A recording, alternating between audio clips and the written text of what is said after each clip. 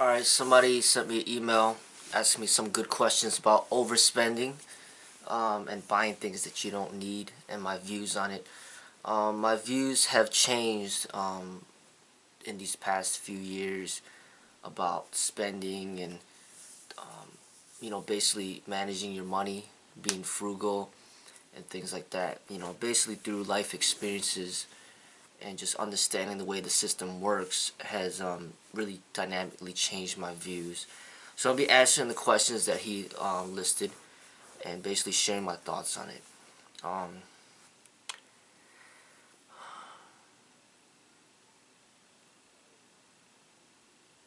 Alright, so he said we are overspenders that buy stuff we don't need during the holidays. Do you think consumers should stay away from the Black Friday sales and donate to charity instead? Um, I think that being a consumer in itself is helping the economy. When you buy things, you're basically helping the business, and when you help the business is what supplies jobs. So basically, when you buy things rather than just giving people money, when you buy something is helping that business, and when the business is doing well, it supplies the jobs for the employees. So basically, when you buy stuff, in a way, it's like giving back as well. It's not, as far as giving to charity is concerned. Um, it's hard to determine where that money's going a lot of times, because you could give to charity and they say it's like for breast cancer for like the homeless shelters. You don't actually see where the money's going. So like it's not, sometimes a lot of times that can be a scam. You know, you don't know exactly where the money's going.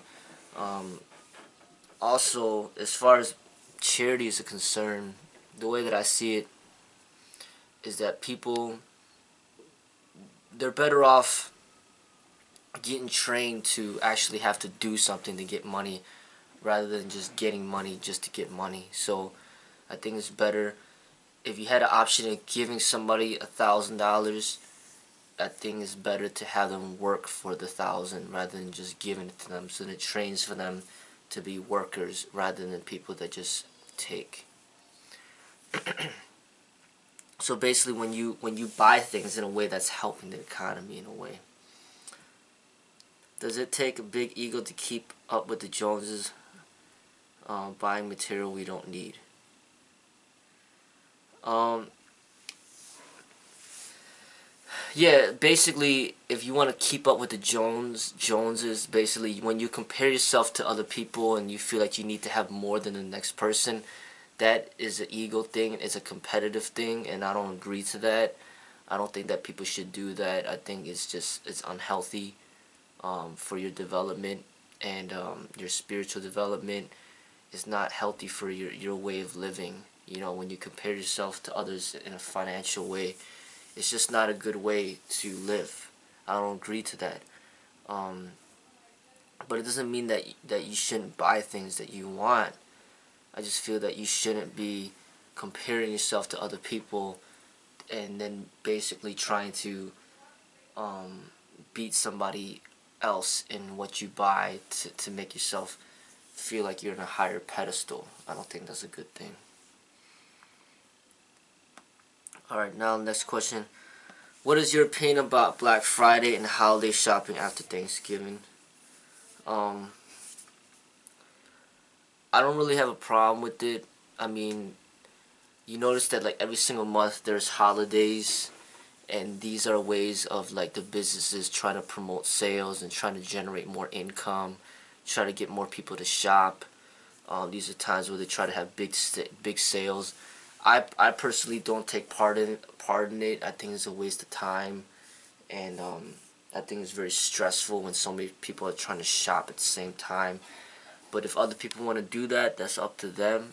Um,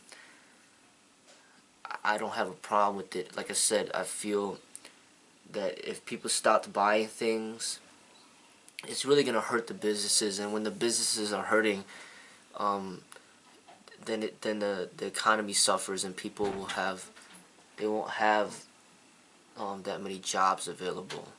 So I think that people shopping and buying things are good as long as they're managing their money correctly. Okay, people shop while in debt. They use the credit card to buy that top item at Walmart, Best Buy, or Macy's, and with the credit card interest, they pay more than what they spend on the item. Alright, as far as credit card is concerned, you have to be very conscious of the way that you use the credit card. But really, if you pay your credit card in full every time, you could be establishing and building good credit, right?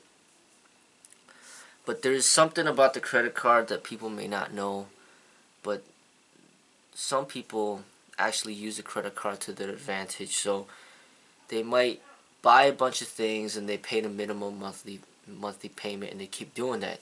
And yes, they end up paying more for the item than the item itself because they got to pay interest.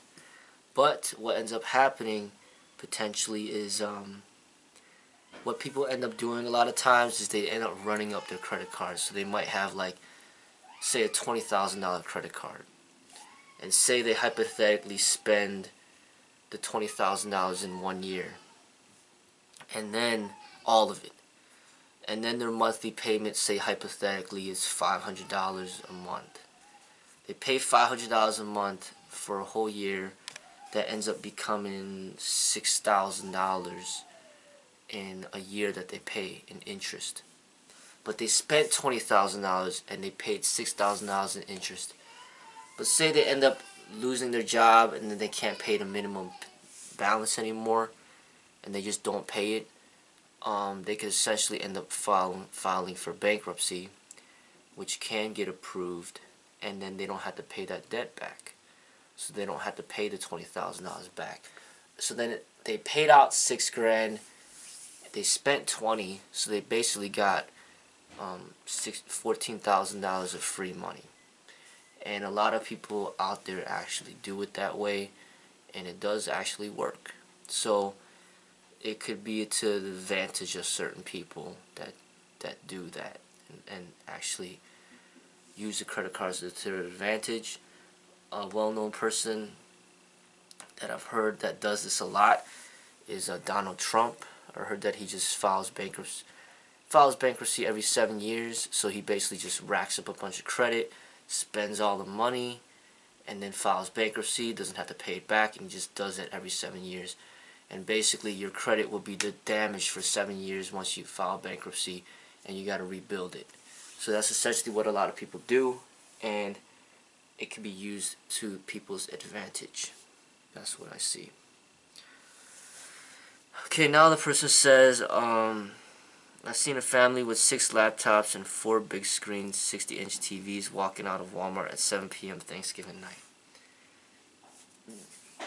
Well, the family might have felt that they got a good deal on it, and they might be planning to sell the laptops or to sell the TVs, which I don't think is anything wrong with that. They basically are, they could be smart with their money and using it to profit. So, say the laptop on Thanksgiving, you save $200. It's a $600 laptop you bought for $400, and then it's only on sale for that one day, so you bought it for $400, and then it goes back up to $600 the next day, and then you sell it to somebody for $500, so you make $100. So he bought 6 laptops, he can make $600 right there. So that's what businesses are all about. They buy a bunch of stuff and then they profit off of the inventory. So when consumers, they essentially could be doing the same thing.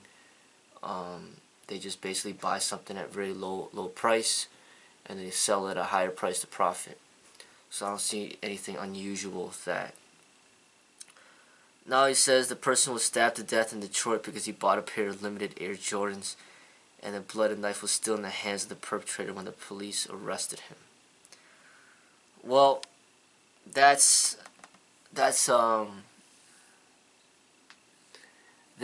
sad. I mean, I live in a poor community, and shoes is a big thing over here, and some people end up getting killed and shot over shoes. That's a sad thing, and people, if they know that, maybe they shouldn't wear the shoes. You know what I mean? People get hijacked from the cars.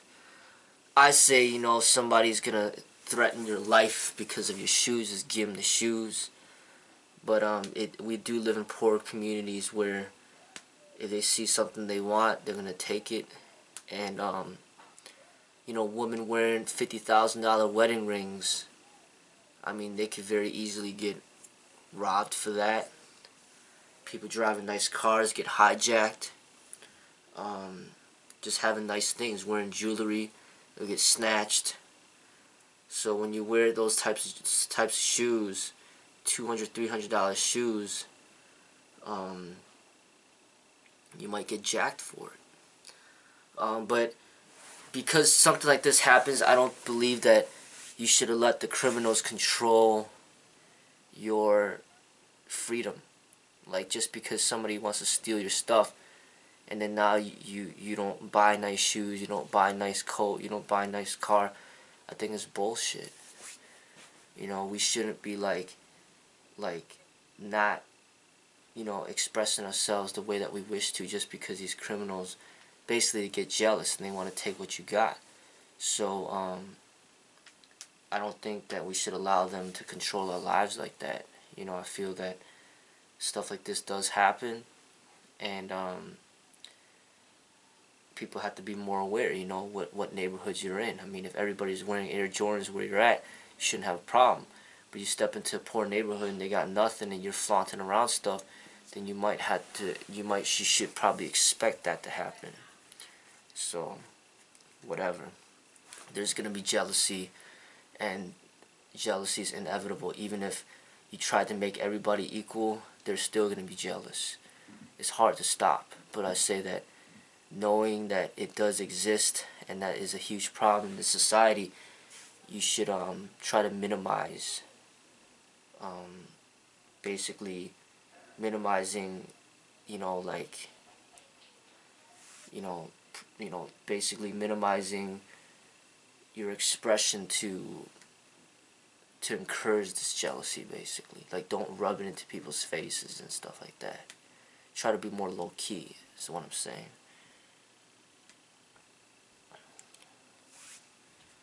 Alright, he says, you know, I noticed you said you won't drive Mercedes even if you can afford it because it isn't the way. Well, like I said, my thoughts change. I mean, I wouldn't, it's not that it's not the way, it's more like I wouldn't feel that it's a good investment. Even if I had all the money, I still wouldn't buy one because I don't feel like it's a good investment. But it doesn't mean that I don't appreciate those cars and I don't see value in it. I mean, a Mercedes is a very beautiful car, and people that have it, they're very fortunate. But that's not something that I would invest my money in. I'm not a big car person, and I don't think that I feel that there's a lot more ways of using the money in a more positive way, rather than wasting it on a car like that, in a luxury car. That's just my opinion. I don't really value the cars like that, but I do love bikes. So I have like a bike, you know, that I really do value, but I don't really value cars like that. But at the same time, people that do have it, it's nice, you know. It's great that they have it, but I personally wouldn't buy one, you know. Do you still preach the frugal living even if your wallet expands and get deep in the future? I still do. I just feel that, you know, if you get more money, you still need to learn how to use the money in an efficient way to better your future. So, if you live a frugal life, it doesn't mean that you should just keep all your money locked away and you don't do anything with it. You still should do something with the money in order to better the future, and try to find a way to use that money to better the business. So then you could essentially use the money to make more money. I think that's an important thing that you should do. So, for example, if you save up a bunch of money, I mean, everybody needs a place to stay. So you save, you live at a place and you pay, say hypothetically, you pay $1,500 for rent. And you're renting for $1,500. So all that money is going away to rent every single month. But say you save a lot of money, you got a lot of money, say you got $200,000 and you just buy a home straight cash. And then now since you own the home, all you got to pay for, you don't got to pay for the mortgage anymore. All you got to pay for is just the property tax. And say you end up paying $500 a month. So you pay $500 instead of $1,500. So basically you end up profiting $1,000 every single year or every single month. That's what I encourage people to do, is try to invest their monies in ways of where they can make more money than what they have. And when you keep accumulating more money, that builds a good future for your family and for your business. And that's what I encourage people to do. You don't have the urge to buy something nice if you had the money, disposable income, but it is expensive. If the Mercedes convertible was tempting like a tasty cookie. Like I said, I'm not enticed by the Mercedes in any car for that matter in any way, shape, or form. I'm not a car person, and I know that that's not building a good future. It's not, buying a nice car is not going to help the future for my children or the business, FMK, or anything. It's not going to help. What will help is, you say it's $100,000 for that Mercedes. What would help? I'd rather spend $100,000 and buy a home, paid off straight cash, and then now you got all that money that you save every month to help build the business. The more that I build the business, then I can provide a future for my children or the people that I train, provide them an opportunity to work and make money doing what they love. Now he says that Bruce Lee wasn't frugal after making money in Hollywood.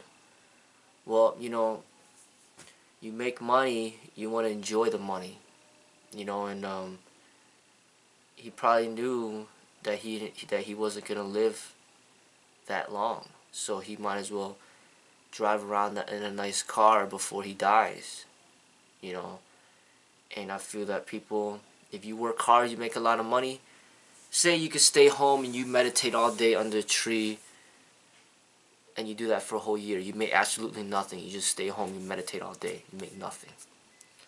Now you don't get to spend any money because you don't got money. Alright, you can have that option, or instead of staying home all day, meditating all day for a whole year, making nothing, you work 8 hours a day for a whole year and then you end up making $50,000.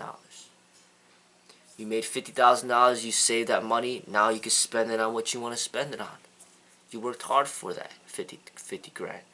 If you want to buy a car, you want to buy a bike, you want to buy a home, you want to buy jewelry, you want to buy clothes, it's up to you. And I'm not going to criticize how people spend their money. They want to spend their money, hey, that's what they want to do. But some people, they're stupid with it. They'll buy a bunch of cigarettes, they'll buy a bunch of alcohol, they'll waste it all in a car, get speeding tickets, get parking tickets. I mean, they want to waste their money away like that. That's on them. That's their money. As for me, if I have $50,000, I'd rather spend it. I'll spend it differently. Like I said, I'm focused on building a future for the business, for my children. Try to find a way to use that money to make money off of it. Try to build a successful business. Try to invest that into a home, and just be smart with the money. That's what I would encourage people to do.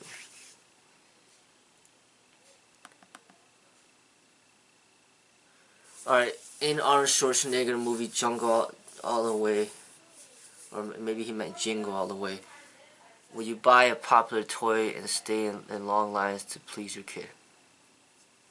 No, I wouldn't. I wouldn't do that. I might order the toy online but I'm not gonna bother waiting in line for a stupid toy or product. I just wouldn't do that. But say hypothetically, you're guaranteed to get the toy and you had to wait there 8 hours. And the toy, say it's, you buy it for 100 and then you can sell it for 1,000. So then basically for 8 hours you almost make over $100 an hour. I'd buy the toy for 100 and I'll sell it for 1,000, and that took 8 hours of my time. That's worth my time. I'd do something like that. I would, because you're just basically getting paid to wait in line, and you're getting paid well. You got paid over $100 an hour to wait in line. But you know, if I'm buying a toy for 100 and then I can only sell it for 200, and I waited in line for 8 hours, hell no. I'm not gonna waste my time for $10 just to wait in line. $10 an hour just to wait in line. So I'm not gonna do all that. And my kids, they don't really know much about toys because they don't really watch TV, so they can't really bother me about toys. So I wouldn't do that. That's not me. But yeah, that's the answers to this guy's questions. Basically, what I'm basically saying is that people should live frugal lives, spend wisely, but that doesn't mean that you should be cheap, and it doesn't mean that you should be you shouldn't work hard for money. You could work hard, make a lot of money, still be frugal, but use the money in wise ways to better your future. But it doesn't mean that you can't buy things that you like and that you enjoy, and that you shouldn't enjoy your life. You know, you got extra money to spend, go ahead and spend it. You know, it's gonna help the economy. You know, you got a lot of excess money, then go ahead and spend it. You know, I mean, working hard to make money, to me, is not too different than working hard to get physically fit. We should encourage people to work hard to make money, but just don't be greedy. Don't fall in love with money. Don't be a slave to money. Basically, that's the most important thing. Do not be a slave to money. Do not be greedy. But you can make money and share the money that you have if you wish, or you could save that money to build a good future for you or your family. You know, so then you don't have to live paycheck to paycheck, and basically, you know, that's what brings a lot of stress when you live in paycheck to paycheck, and you can't pay the bills on time. That's a huge contribution to stress. I think that we should be wise with the way that we manage our money, so we do not have to live paycheck to paycheck.